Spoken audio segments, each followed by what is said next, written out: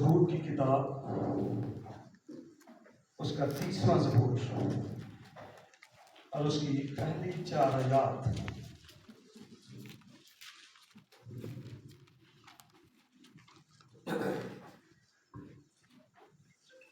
عہد عتیق پہ سے زبور کی کتاب 30واں زبور، اس کی پہلی 4 آیات ہم خداوند کے زندگی بھر کلام میں سے پڑھیں گے۔ اے خداوند، میں تیری تمجید کروں گا کیونکہ تو نے مجھے سرفراز کیا ہے اور میرے دشمنوں کو مجھ پر خوش ہونے نہ دیا۔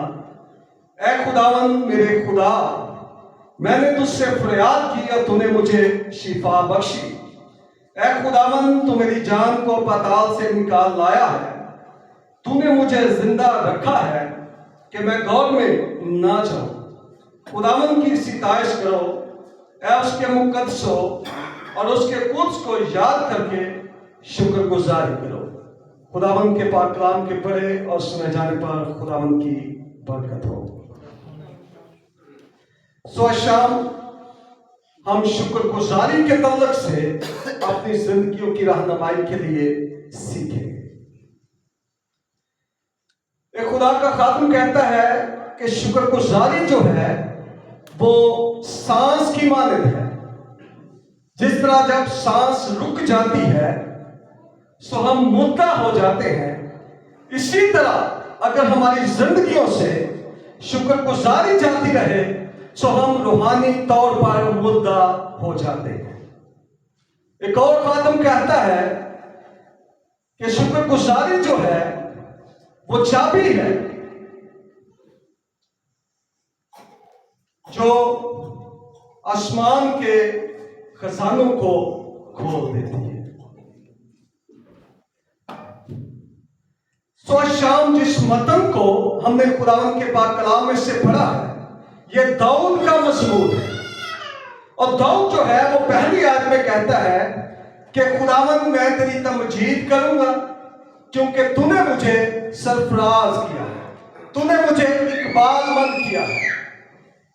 اور پھر دوسری آیت میں وہ کہتا ہے کہ میں اس لیے تیری شکر گزاری کروں گا، تجھے مبارک کہوں گا کیونکہ تو نے میرے دشمنوں کو مجھ پر خوش نہ ہونے دیا بلکہ ان پر مجھے فتح بخشی ہے۔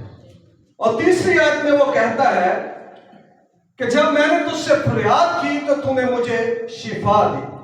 اور آگے وہ کہتا ہے کہ تو نے میری جان کو پتال سے نکالا ہے، غور میں نہ جانے دیا۔ اٹس مینس کہ وہ کسی، جس طرح سے آج کینسر ہے اور بہت ساری ایسی بیماری ہیں جو جان لیوا ہیں، وہ کسی ایک ایسے مرض میں مبتلا تھا کہ وہ اپنی روح میں محسوس کرتا تھا شاید میں چلا جاؤں گا، لیکن خدا نے اسے صحت بخشی۔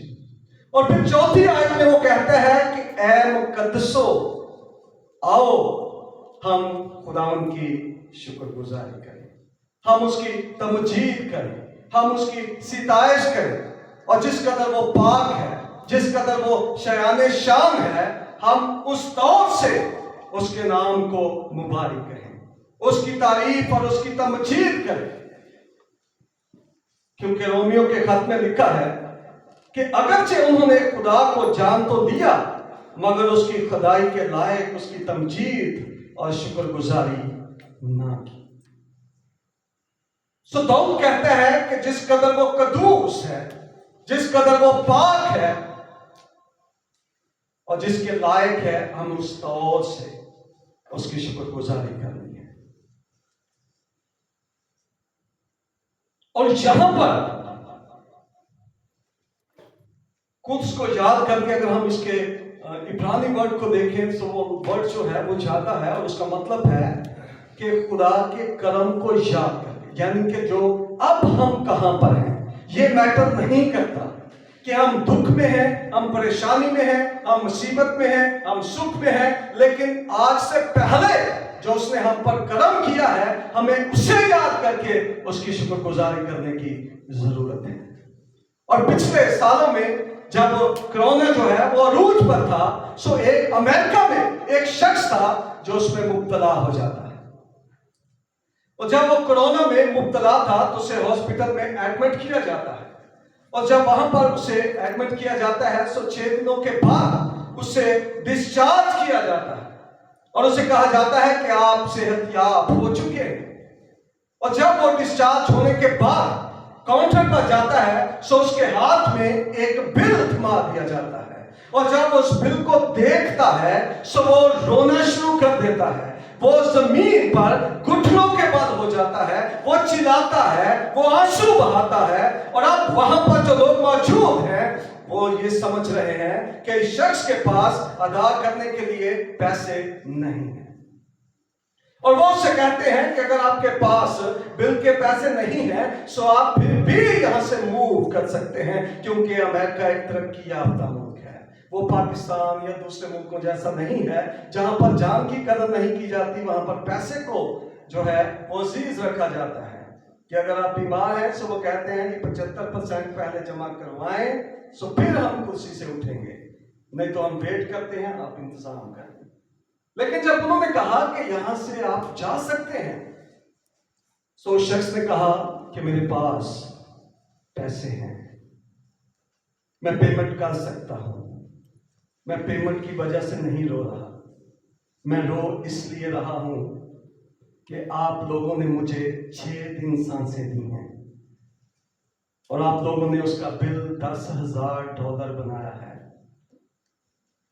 لیکن جب سے میں پیدا ہوا ہوں جو مجھے سانسیں دیتا ہے, جو مجھے محفوظ کرتا ہے, جو میری محافظت کرتا ہے, جو مجھے سنبھالتا ہے, جس نے مجھے آکسیجن دی, میں رو اس لیے رہا ہوں کہ میں اس کا شکر کیسے ادا کروں. سو میرے عزیزو, ہم اب کہاں پر ہیں یہ میٹر نہیں کرتا. پہلے ہمارے ساتھ خدا نے کیا کیا ہے ہمیں اسے یاد کر کے اس کی شکر گزاری کرنے کی ضرورت ہے. اور جب ہم اس کرشنا کی کتاب کا مطالعہ کرتے ہیں سو وہاں پر بھی لکھا ہے, خدا کہتا ہے موسیٰ سے کہ ان لوگوں سے کہہ دے کہ وہ اس طریق کو, ان ساری چیزوں کو یاد کر کے مجھے مبارک کہا کرے کہ کس طور سے میں نے انہیں مصر کی غلامی میں سے نکالا اور کس طور سے میں ان کو کلثم میں سے نکال کر لایا ہوں. اور یہ لوگ کیا کریں کہ یہ میری شکر گزاری کیا کریں, مجھے مبارک کہا کریں, میری تعریف اور میری تمجید جو ہے وہ کیا کریں. اور پھر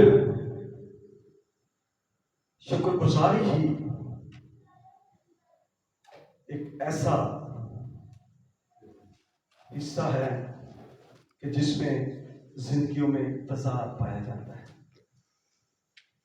جب ہمیں کچھ چاہیے ہوتا ہے اس وقت ہم دعا بھی کرتے ہیں, روزے بھی رکھتے ہیں, ہم دوسروں سے بھی درخواست کرتے ہیں, اور جب ہمارا کام نکل جاتا ہے سو پھر ہم خدا کو بھول جاتے ہیں. اور اس کے لیے ہمیں خدا کے کلام میں سے لوکا کی معرفت لکھا گیا انجیل بیان اس کا 17واں باب اور اس کی 11ویں آیت سے ہم پڑھیں گے.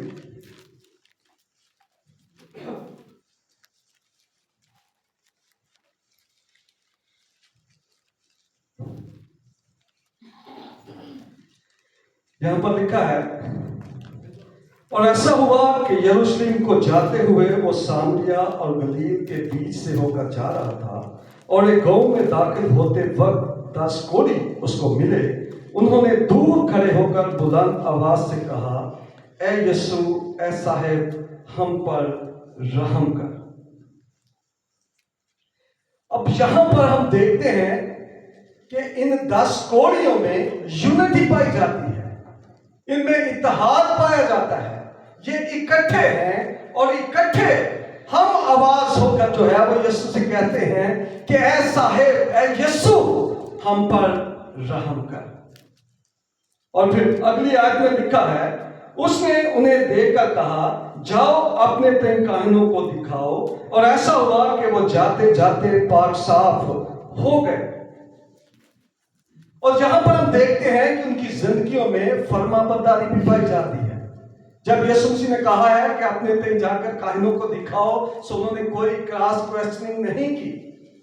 وہ اس بات کو بخوبی جانتے ہیں کہ یسوع مسیح نے اگر کہہ دیا ہے سو ہم شفا پا جائیں گے. اور چونکہ کور کے مرض کی تشخیص اور تصدیق کاہن کرتا تھا، سو اس لیے وہ وہاں سے موو ہو جاتے ہیں اور وہ فرمانبرداری کا اظہار کرتے ہیں.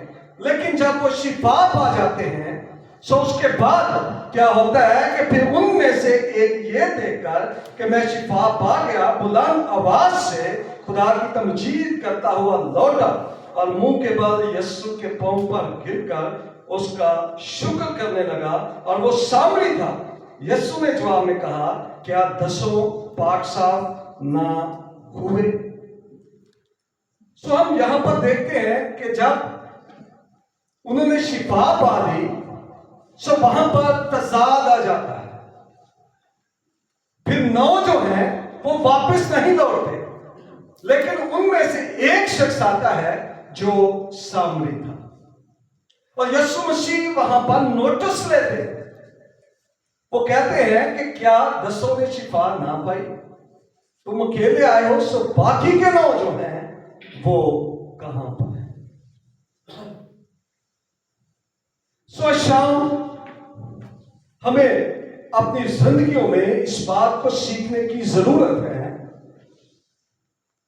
کہ ہمیں ہر ایک حال میں خدا ان کی شکر گزاری کرنے کی ضرورت ہے. جب ہم بے دل ہو چکے ہوتے ہیں، جب ہم بے روزگار ہوتے ہیں، جب ہم بیمار ہو جاتے ہیں، جب ہم دکھوں میں سے گزر رہے ہوتے ہیں، اس وقت ہم خدا کے پاس آتے ہیں. لیکن جب وہ ہمیں شفا دیتا ہے، ہمیں جاب دیتا ہے، ہمیں برکت دیتا ہے، ہمیں بڑھاتا ہے، سو اس وقت ہم اس کے حضور نہیں آتے. تو داؤد کہتا ہے کہ ہمیں اس کے کرم کو، بے شک آج ہم مصیبت میں ہیں، لیکن جو اس نے پہلے ہم پر کرم کیا ہے، ہمیں زندگی دی ہے، ہمیں سانسیں دی ہیں، ہمیں اولاد جیسی برکت سے نوازا ہے جس کو ہم روپے پیسے سے نہیں خرید سکتے، جس نے ہماری زندگیوں کو اپنی برکتوں سے بھرا ہے. ہمیں ان برکتوں کو، ان نعمتوں کو یاد کر کے اپنے خداوند کی شکر گزاری جو ہے وہ کرنے کی ضرورت ہے. اور سم ٹائمز ہماری زندگیوں میں ناشکرا پن ہوتا ہے، جس کی وجہ سے ہم اس میں سے نکل نہیں پاتے. جس طرح سے بنی اسرائیلیوں کی زندگی میں تھا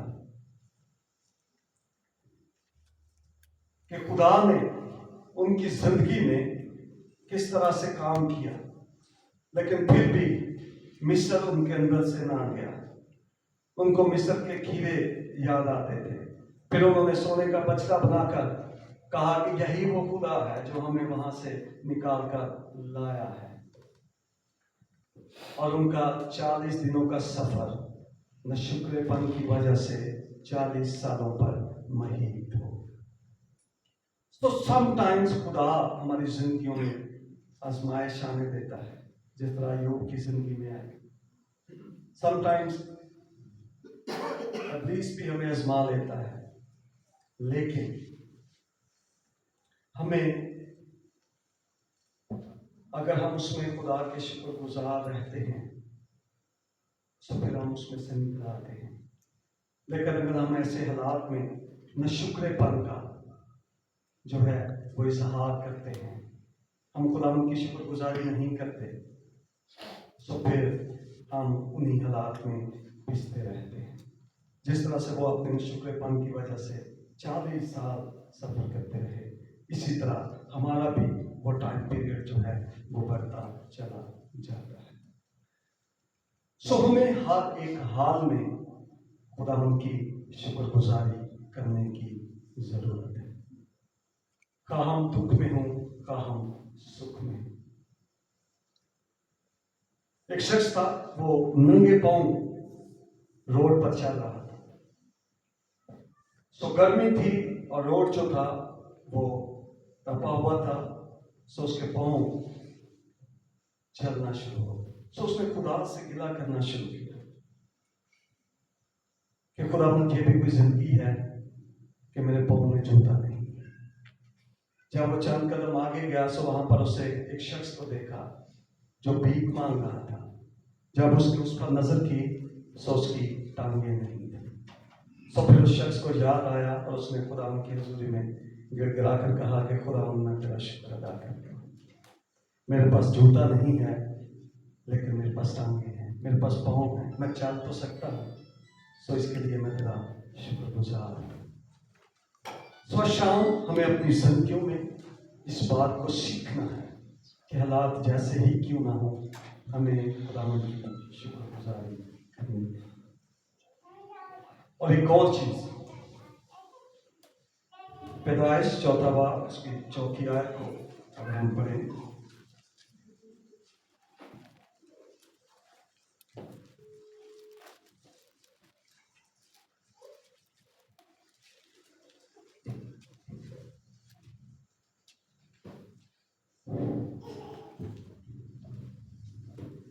और हाबल भी अपनी भेड़ बकरियों के कुछ लौटे बच्चों का और कुछ उनकी चर्बी का हदिया लाया, और खुदावंद ने हाबल को और उसके हदिया को मंजूर किया।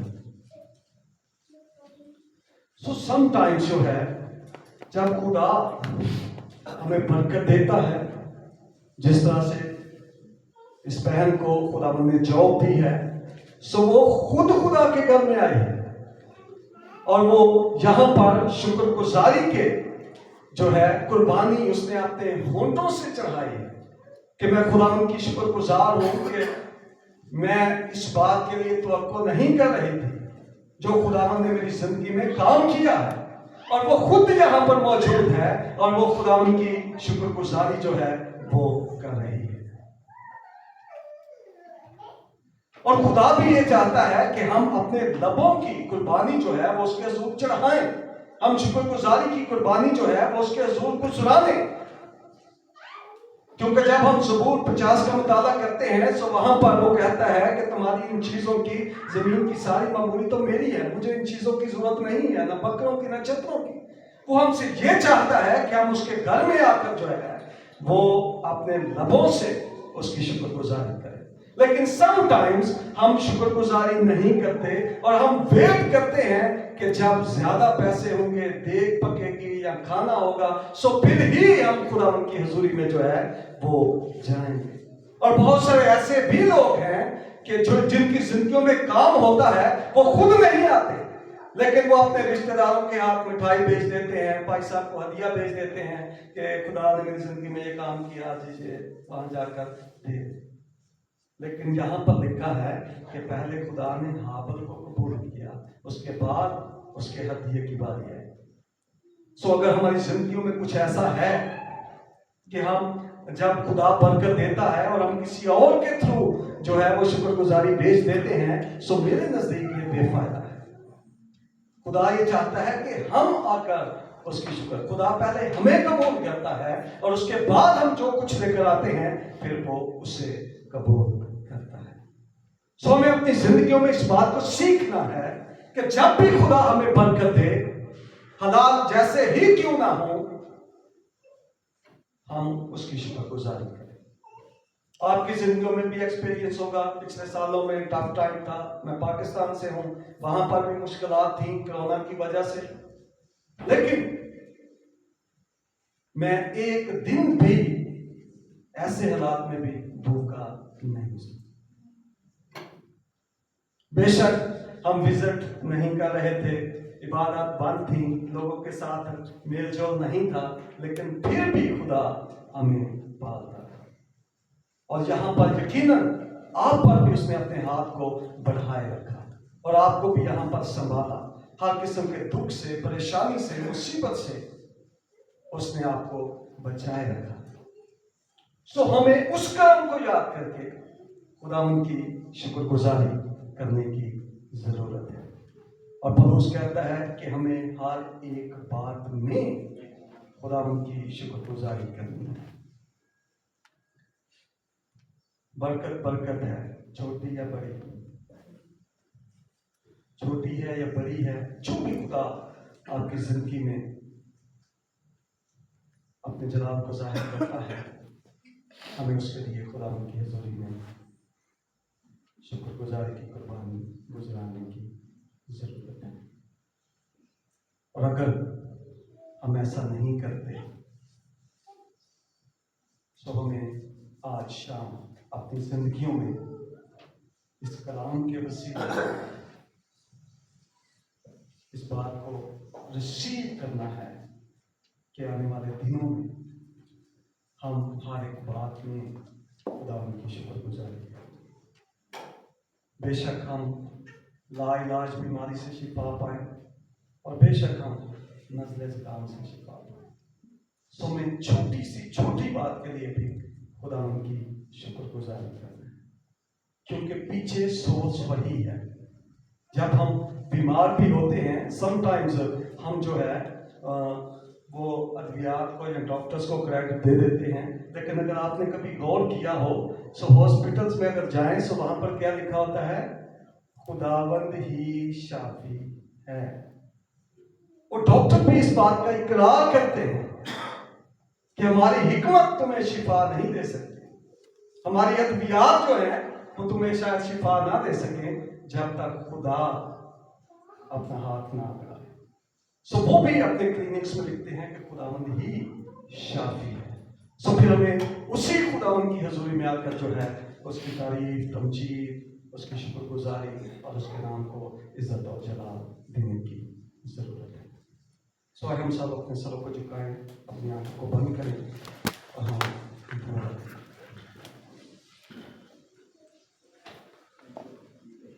मसीह यीशु में जिंदा बुजुर्ग आसमानी बाप,